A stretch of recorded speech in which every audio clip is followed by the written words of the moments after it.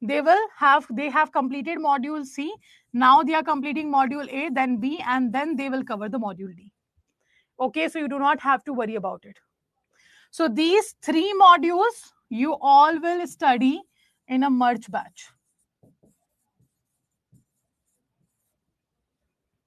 Clear now? I hope now should not be any kind of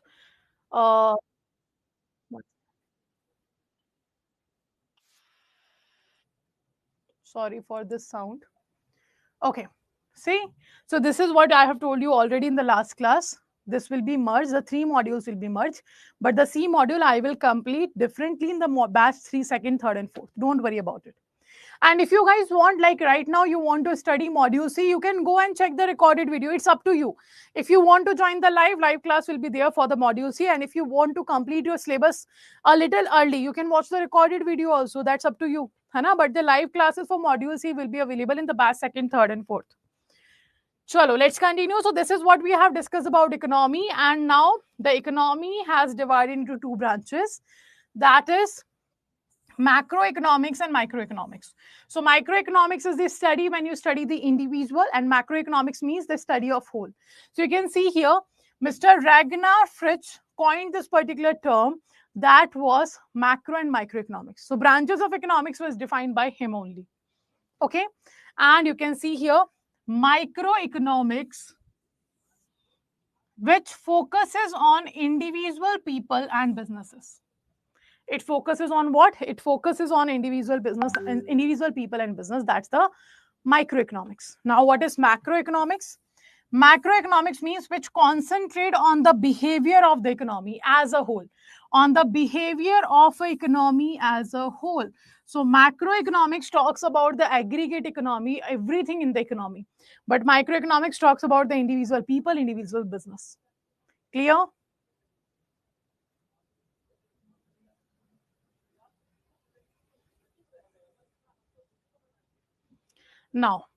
Now we have a certain definitions of economics. The 4 major economists are there who has given the definition of economics on the basis of their study. So we have first Mr. Adam Smith. Mr. Adam Smith is known as the father of economics. He is known as the father of microeconomics also. So Mr. Adam Smith has given us the wealth definition of economics.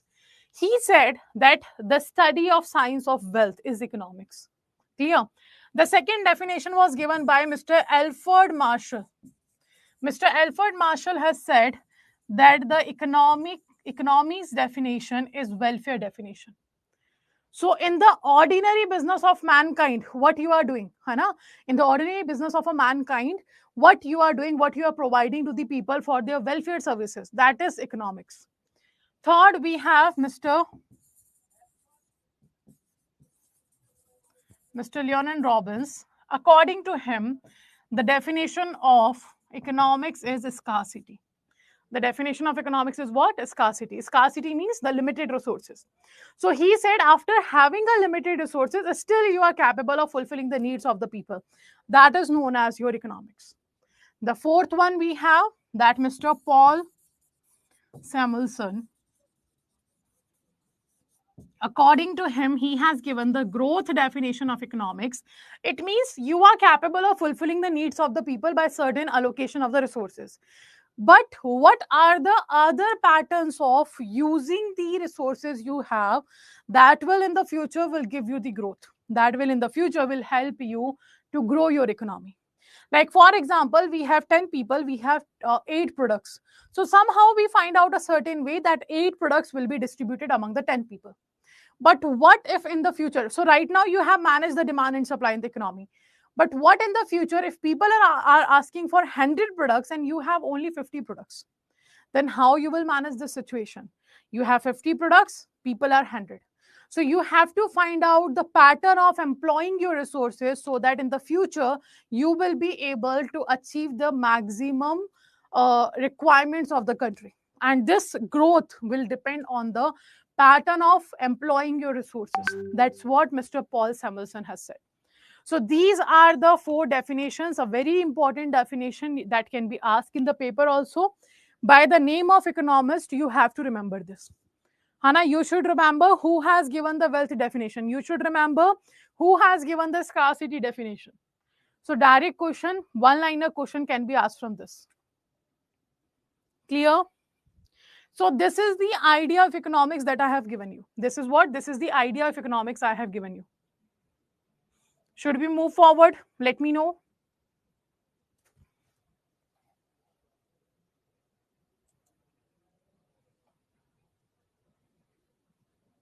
Those who are watching us on YouTube, do let me know, is that everything okay? Clear. Now let's just start with the first chapter of Indian economy, Indian financial system. So we have discussed the basic of economics, so that in your mind it will be clear what this economic subject is that we have discussed. Now we are starting with the evolution of Indian economy, in which you can see the certain data you have to remember. And I have told you earlier already, the module A and B will cover the first theory part. Theory part means the definitions of macroeconomics, economics, all these definitions you have to remember. The second part is data-based question. And the data-based question, you have no option. You have to mug up the data, right? So now here, evolution of Indian economy we are talking about. So at a time of 1600 AD or 1000 AD, if I talk about, India and China used to contribute half of the global GDP.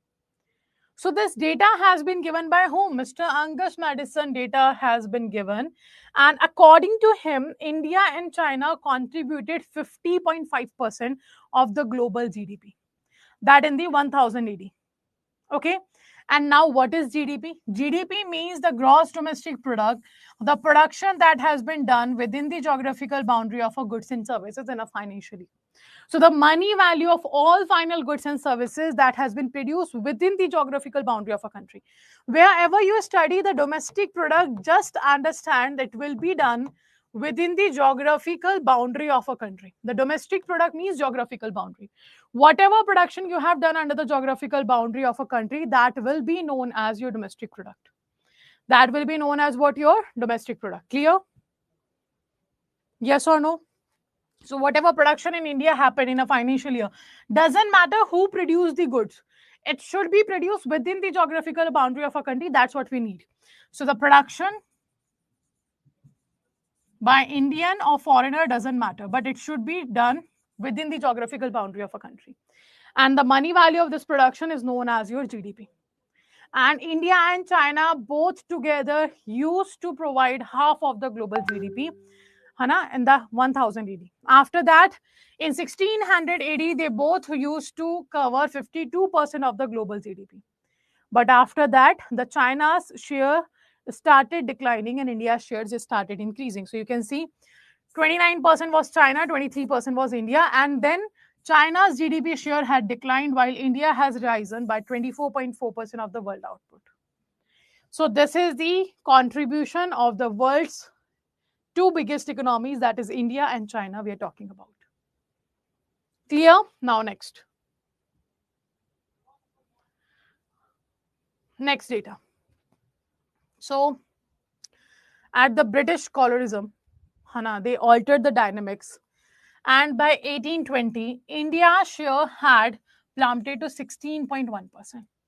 So we know now how Britishers ruled us and how they took advantage of India in context to exploiting the raw material, in context to exploiting the labor force of the country, in context to the drained wealth from the country. What is drained wealth? The wealth of India used to be transferred or used to be remitted to the Britain. That's the drained wealth situation of the country. And this used to happen in the country, and that's why you can see from 24.4% to India reached to the 16.1% because of the British colonialism started. Now, in 2021, the latest data that has been given by IIBF in the book, IMF International Monetary Fund has said that India's contribution in the global GDP now is 7.3% only. In which financial year? In 2021, India reached to 7.3% contribution under the global GDP. So, however, in terms of GDP purchasing power, India is ranked third in the world only after US and China. Clear?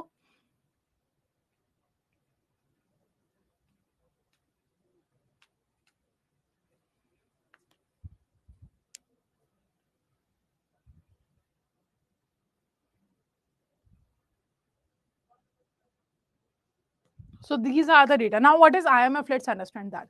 So you also have a chapter, international organization. You have to study in this IEIFS subject only.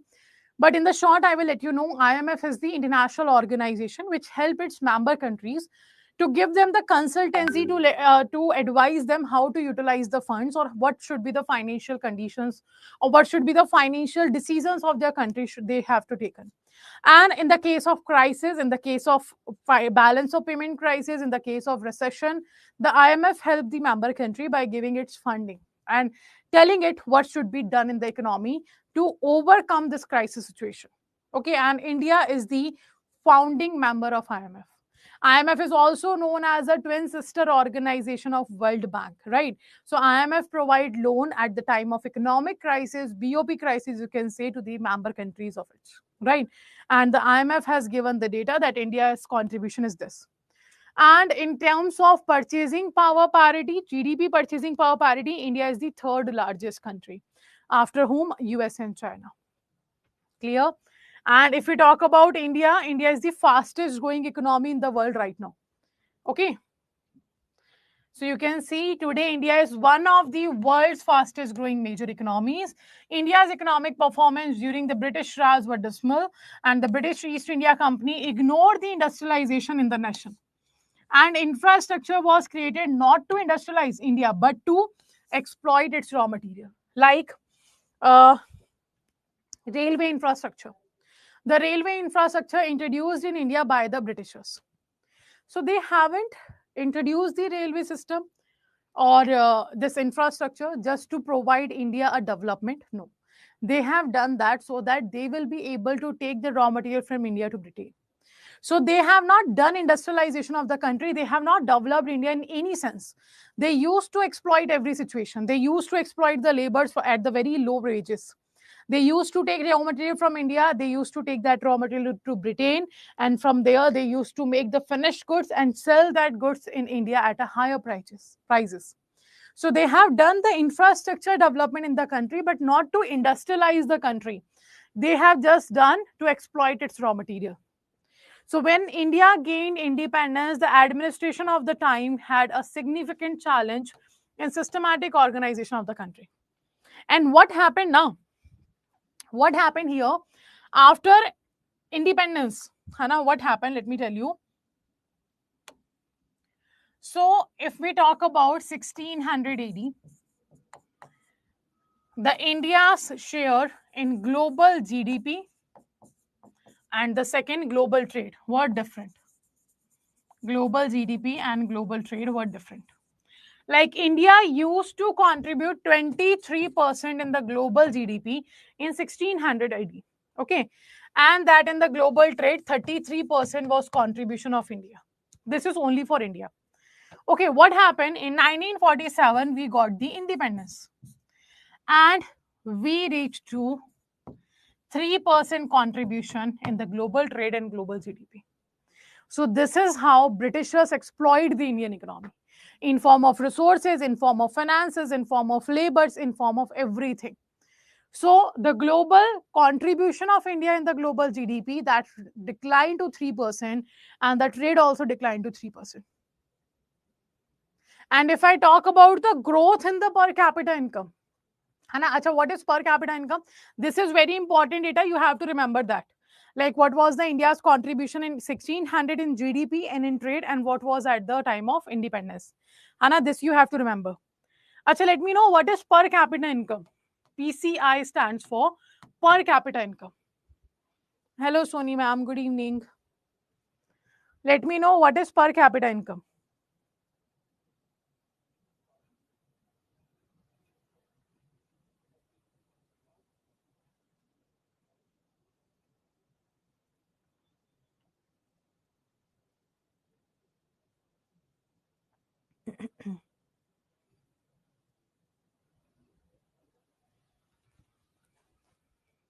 If you do not know the any term, just write don't know. We do not have to waste our time. So if you do not know any term, just write don't know, so that we will continue the session by explaining the topic. What is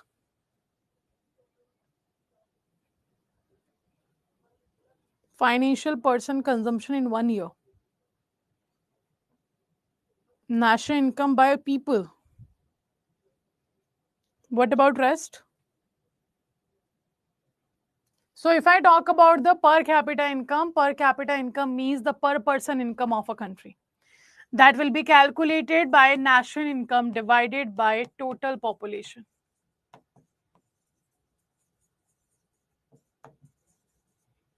Per capita income equals to national income divided by total population. Okay, it means what earning of per person is there. Hello Krishna sir, how are you? So this is what we are talking about, per capita income. The national income will be divided by the total population of a country, right? Now the per capita income from 1680 to 1947, the India's growth in per capita income was only 12%. How much percent? 12%. But the Britain's per capita income growth was around 55%. So you can easily understand now here where the funds of India went. Okay. So this is what India's situation was after the British East India Company has been seen or working in the country. This is how they have taken advantage of the country. Now, the next is, according to World Bank, the economies has been defined in a certain category. Now, first of all, let's understand what is World Bank, and then we will discuss the rest. Hello, Sandeep sir. Good evening. So, what is World Bank? World Bank is an international organization. It helps its member countries in poverty reduction, in reconstruction of the country. Uh, Apart from that, helping the country to develop also. So that's what the World Bank does. But World Bank has its own 5 other institutions who are working with the World Bank. That is IBRD, International Bank for Reconstruction and Development. Second, we have International Development Association, International Finance Corporation, Multilateral Investment Guarantee Agency, and International Center for Settlement of Investment Disputes. These are the 5 institutions of World Bank. Clear? These are the 5 institutions of World Bank: IBRD, IDA, IFC, MEGA, and ICSID.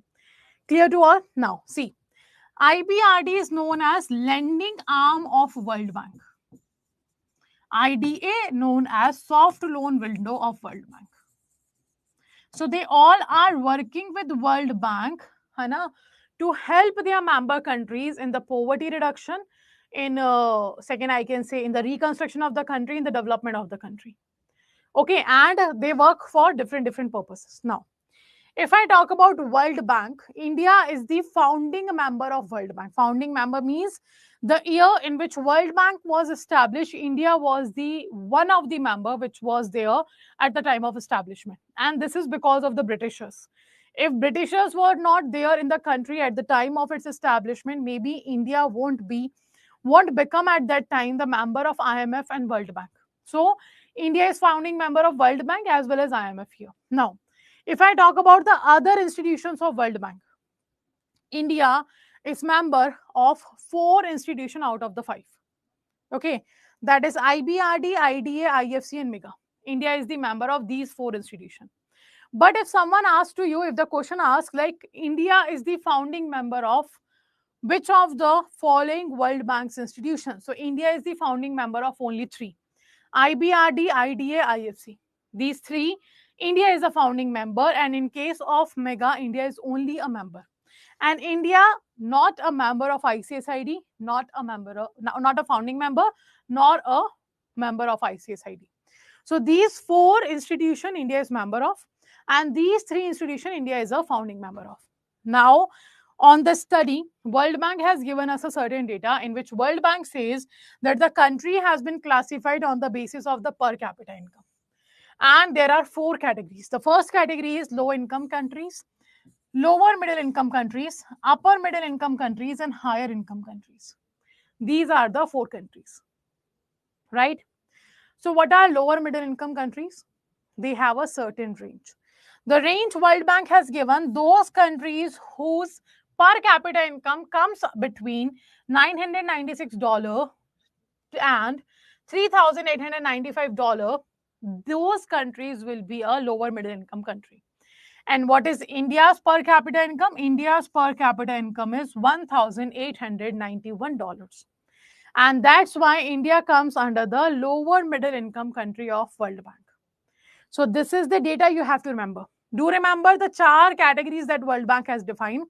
Then remember what is the category of India. Then remember the range of the per capita income here. And also these institutions of the World Bank. Clear? All this you have to remember. Now next. Indian economy in terms of purchasing power parity. So purchasing power parity case, India is the third largest economy in the world. But Hana, in case of purchasing power parity, India is the third largest country after USA and China. But in case of per capita income, India is ranked very low because India is under the lower middle income country. So the low per capita income is mainly attributed to the high levels of poverty, unemployment, and illiteracy. Okay, so the low per capita income is what is mainly attributed to the high level of poverty, unemployment, and literacy. Now, what does this means? What this particular statement means, let's understand that. 1 second. So we are saying that low per capita income can create a certain things. Now, what does low per capita income denotes? It denotes that people do not have job. That's why their earning is low. Means unemployment of the country was high. Obviously, when the unemployment is high, that's why the income is low. And if people do not have jobs, so it's very obvious they will be poor. So the poverty in the country is increasing. If they are poor, it means very obvious they will not be able to study. So literacy rate will be very low or illiteracy will be very high. Hai na? Now, if the per capita income is low, it means very obvious the national income of a country will be low. Because the per person is not earning that amount of money, so it is very obvious the national income will not be less, will not be high.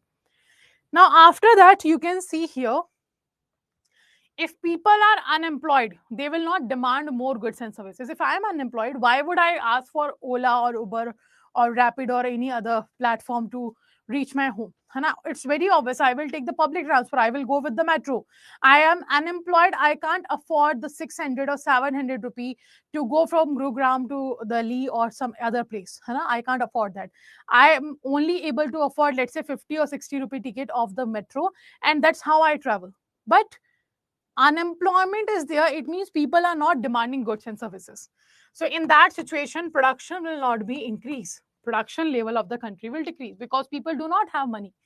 Because of the decrease in the production, the GDP of country will decrease, and so the economic growth of country will decrease. Okay, now people don't have money, they are not literate, they are unemployed, the income is not there, production is not there. It means the living standard of people will be low. People will have a low living standard. Obviously, I will not be buying the clothes from branded store. I would be purchasing clothes from footpath, like the persons who is selling at the footpath. I'm purchasing clothes from there. So it's very obvious your living standard will be low because you do not have money, you are not literate. And in this situation, the economic development of country will not be seen. So all these situations are related to your low per capita income. Let me know, is it clear? And this is how economics works. Hana, if you have this in your mind, I will be I will be reading the topics, and I will be able to mug up the concepts. I do not have to understand the concept. It will not work. This is how you have to link each and every terminology in a certain economics when you are studying it. And this is what the economics actually is, how the economy works, how they are going on.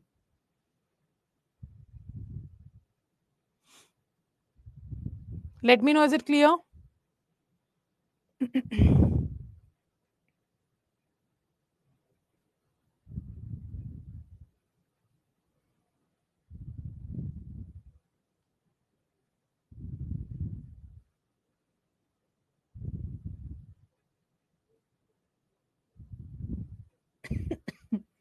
Sorry. Clear to all? Any other doubt?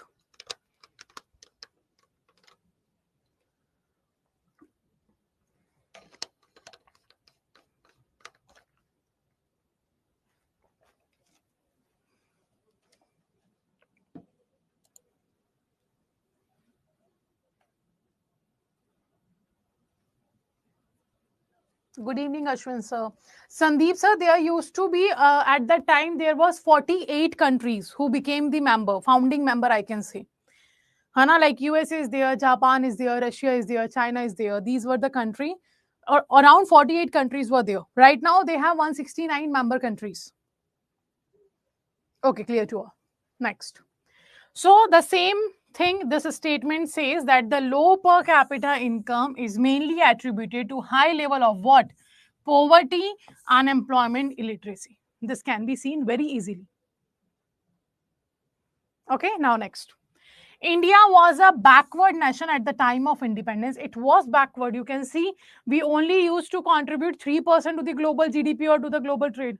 So the government addressed that the development issues through the 5-year plans by setting targets and ensuring that the allocation of funds of development of various sectors will be done. So here it said that India was a backward nation. So we have to find out a certain way by which we will be capable of making India a certain developed country. We will be able to perform the development in the country. And that's how the Planning Commission came into the picture. So Planning Commission used to be there, which used to provide the 5-year planning to the country.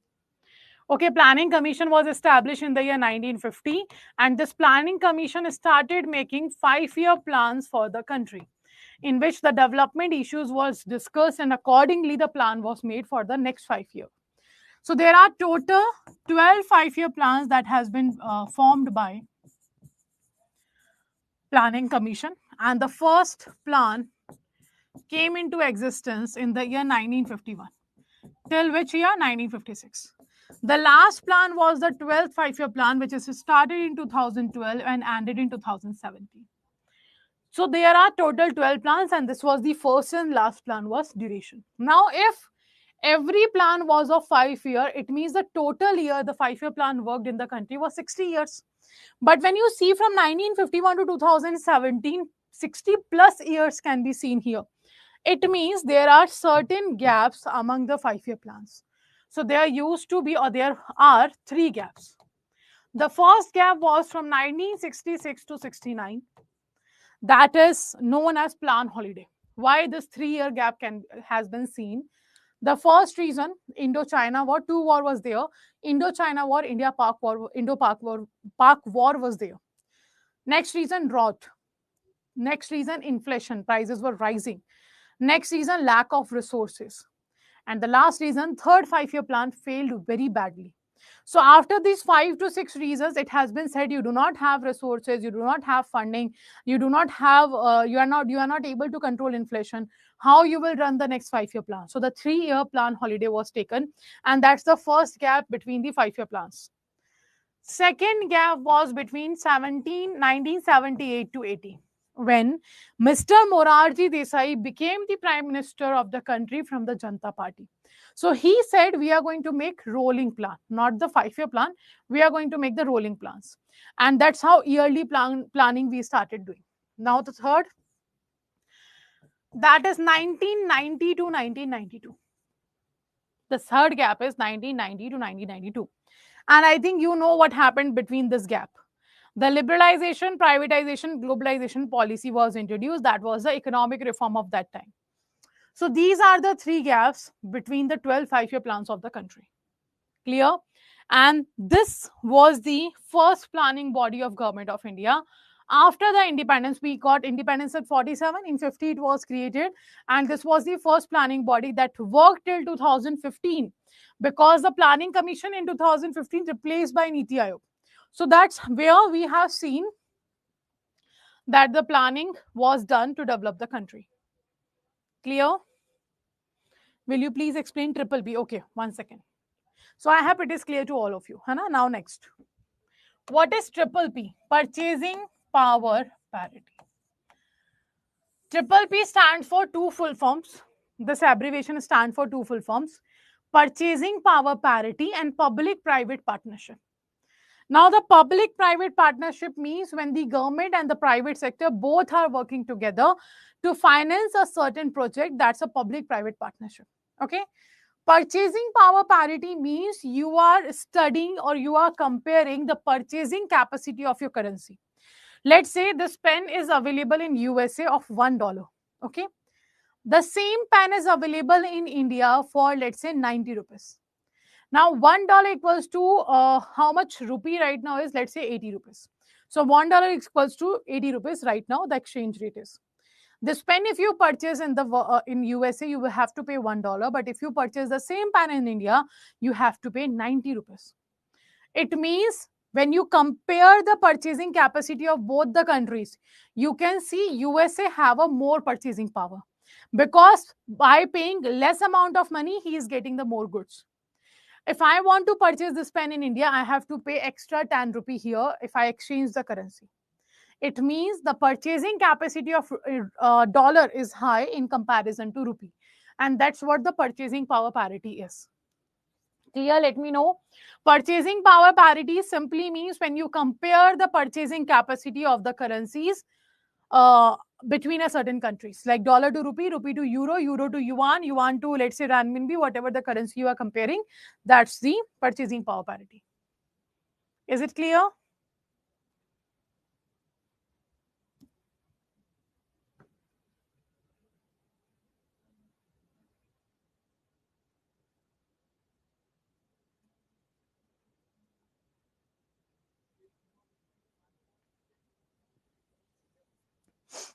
Okay, next.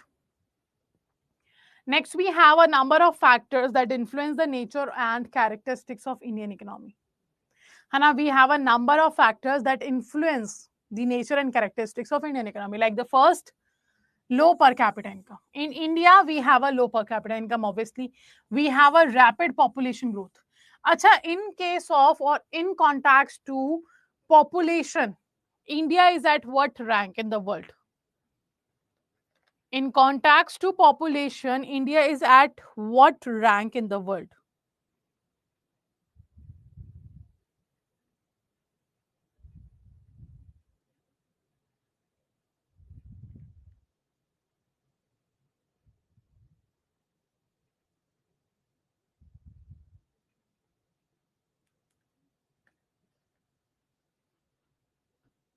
At the first rank. No, it's not second.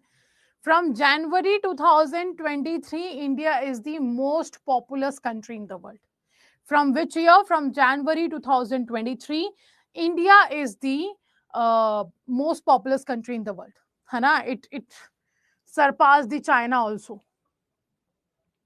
So that's not a proud moment for us, but still we have to remember this data that India is the most populous country. So rapid population growth is going on. Next.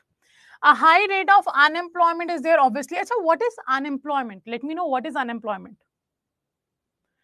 Now we have underemployment situation and discussed unemployment situation. So you have to tell me what is unemployment. I will tell you what is discussed unemployment.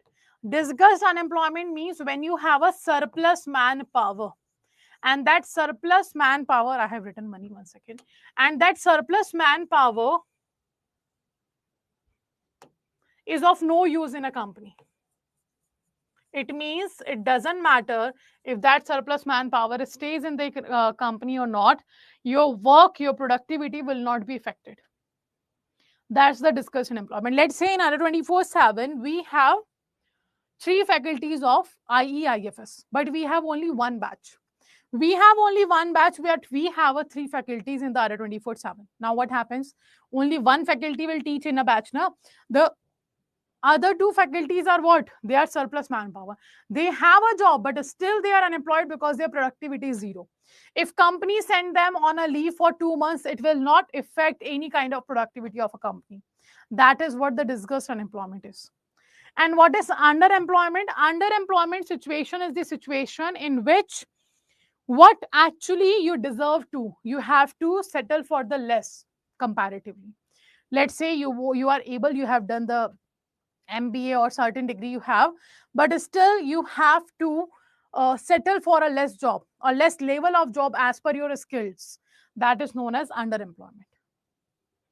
Hana, and unemployment means you are saying not employed. Okay.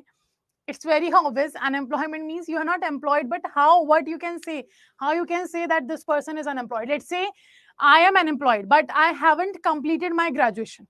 I'm still in the second year of my graduation. Can you say that I am unemployed? Jobless, okay, not having any kind of employment, okay. Someone is eligible, literate, he wished to do the job, but there is no job available for him. Very good, Vinod sir. So acha, answer me this. I am a undergraduate student. I am in the second year. So can you say that I am unemployed? Yes or no? The second year student of a college will be known as unemployed or not? Some are saying no, some are saying yes. People educated but no opportunity. Acha, why no? Isn't the second year student is capable of working? If you have heard about MTS paper that SSC conducts, CHSL paper that SSC conducts, that's for the students now of 10th and 12th class students. MTS for 10th students, 10th class, 10th passed student, and CHSL for the 12th passed student. Then the CGL is for the graduate student now. But 10th and 12th, as per the SSC, that is means the 10th pass and 12th pass student are capable of working. So why I will not be unemployed? It's very obvious. It doesn't matter you have completed your graduation or not. It depends on the age group. According to National Sample Survey Office, it has been said that if a person belongs to the age of 15 to 64 years, and if he or she is not working, that person is unemployed. 15 to 64 years. Below 15, they are the children. Above 64, they are the senior citizen. But 15 to 64 years of working of the age group people should have a job. This is what the NSSO said. So if I am in a second year, obviously I have crossed the age of 15 years. So I am unemployed person. So you have to define on the basis of the age criteria, because it's very obvious at the national level you won't be able to count the employment unemployment data. It's not possible to go each and every household and asking how many people of you are working, what is the age group of you, how much you are earning. You can't calculate the macroeconomic data like this, you know. And that's why a certain age number has been given, 15 to 64 years. So now unemployment means that person uh, who uh, who is skilled, physically fit, mentally fit, looking for a job but still not able to find a job. That person will be known as unemployed. So there are four things. Person is skilled, physically fit, mentally fit, looking for a job but not able to find any job. That person will be known as the situation will be known as unemployment. Hai. So do remember this also. And remember the age group I told you, 15 to 64 years. Now, these are the three terminology we have discussed. Now, excessive reliance on the primary sector, that we have already. India's 48% population got their earning from the agriculture sector. That is the reliance on the agriculture sector more than that should be there. Now, a vicious circle of poverty, obviously, the rising unemployment in the country. So, these are the certain factors which influence the nature and characteristics of our country, that is India. Okay, so RBI has given us a certain data on 15th of September 2021 related to macroeconomics. Like, what is the situation of your country in 2021? That has been given by India, and this is the data you can see. So macroeconomic aggregates we have, for which we have taken a base year of 2011-12. Can you tell me what is base year? Base year is also known as a reference year. What is base year? Acha, one more question I want to ask from all of you. Let's say right now we are in the year 2023. I purchased this pen in 2023 and this pen is of 100 rupee. This pen is of how much amount? It is of 100 rupee. Okay, in 2023. Now, do answer me, how much inflation is there in the country in 2023? How much inflation is there in the country in 2023? Let me know.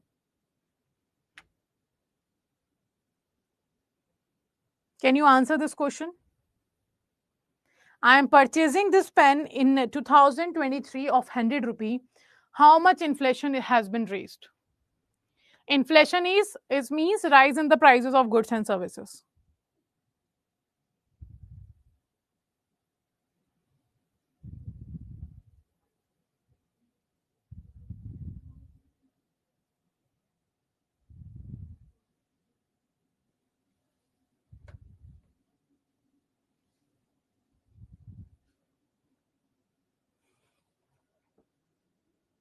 Okay, you can't say. No, no, Sandeep sir, no.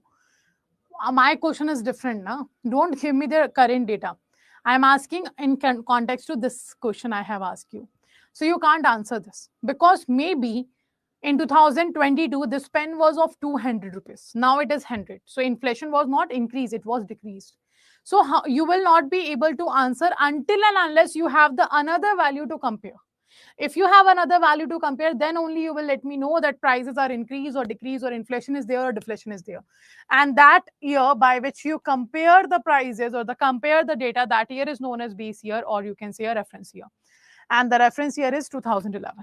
And these are the macroeconomics data that RBI has given. You can see population, gross value added, net taxes, GDP, consumption of fixed capital, net domestic product, primary income, gross national income, net national income, other current transfers from rest of the world, gross national disposable income, net national disposable income, gross savings, net savings, gross capital formation, net capital formation, per capita GDP, per capita GNI, per capita NNI, per capita GND, per capita PFCE.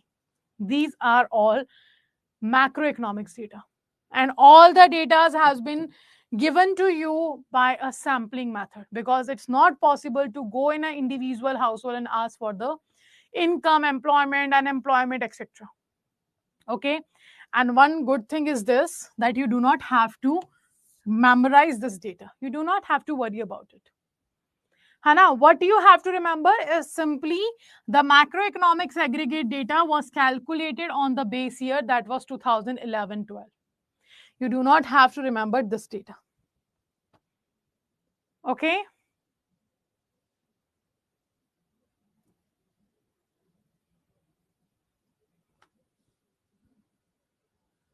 Now, this is the detail we have discussed. Now, India is agriculture-based economy or not? India is a industry-based economy or not? Or a, what we can say, service-based economy or not? That we are going to cover tomorrow. This we are going to cover tomorrow. Today, we are going to end the session here only. Now, let me know if you have any doubt in today's session. Let me know that. Also, those who are watching us on YouTube, first of all, this is the last demo is available for all of you. From tomorrow onwards, no demo will be available on YouTube. Okay. Now, if you want to enroll in a particular batch, what you can do, just download the Adda 24/7 application and go to the JAIIB CIB section here. So right now, 81% discount is going on. You can use a code JC80 and you will get 80% discount. So you have to go to the JAIIB October 2023. So this is the Mahapack with the double validity 81% discount, and this is your batch started from 4th August. So to enroll in any of the product, the process is same. Do click on the product, do check the offering in the particular batch. If you find any kind of problem at the time of registering yourself, at the time of enrollment, you can call on this number and then click on the buy now option. When you click on the buy now option, you have to enter a code that is JC80, you can see here. And if you want to get 1% additional discount, what you have to do, you have to just purchase the batch from Adda 24/7 application and 1% additional discount. After this, 1% additional discount will be available for you in the application. And this is the Mahapack 6+6 validity will be there in the Mahapack 2.0. Live chat is working. I did it private, but it is working. Don't worry about it. Disgust unemployment means surplus manpower. You have a less work, but more employee you have hired for the particular work. That's the surplus manpower means. Clear? JMM, I will do that today. Promise. I promise. I will do that today. Without uploading that, I will not sleep today. I will do that today. Okay. So this is how you can enroll. And we are going to cover the rest part of the topic of evolution of Indian economy tomorrow. So do not forget to join the class same at the 7 p.m. But the class will not be available on YouTube. It will be only available on application. Okay. Chalo, so let's end the session here. Thank you all for joining the session and take care. Have a good night. And if you have joined the proper batch, the detailed batch, do remember that PPB English medium classes I am taking in the morning from 7:30 a.m. to 9 a.m. So do join the PPB sessions also. है ना? If you have taken only Indian economy batch, that's okay. This will be the timing for Indian economy. But if you haven't taken a Sankalp selection JIB batch, in that situation, PPB classes are going on in the morning at 7:30 a.m. Okay. Chale, take care all. Good night to all of you. See you tomorrow at the